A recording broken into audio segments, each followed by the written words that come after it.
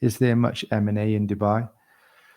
Yeah, there's huge transactions that have already happened, even recently. A lot of the funds. So Brookfield, it's a consortium led by Brookfield, and also I think it was Gulf Islamic Investments. I think that's what they're called.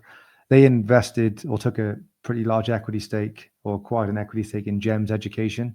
I think that was last year, maybe the back end of the year before. I'm not sure the exact date, but that was obviously a huge acquisition. Microsoft acquired a stake in G42, which is like a UAE AI firm, which is again was a big play.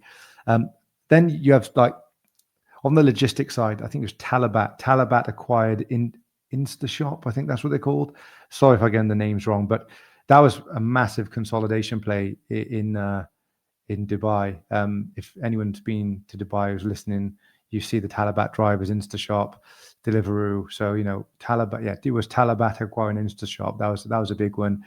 And then you've got the huge P that's active. KKR acquired a stake in ADNOC, so they're super active in infrastructure and on more on the chemical acquisitions as well. There's tons of mega deals in healthcare, pharmacy or pharma in general, med tech. There's tons of stuff happening in healthcare. It's actually very active. I think we're going to see activity continue to go up over the next decade. I'm sure I read somewhere that there's been almost 300 large M&A deals in just the first half of this year. So it'd be interesting to see what happens at the end of this year and what they report happen in the second half of the year as well, because there's a lot going on. Maybe not so much on Main Street level.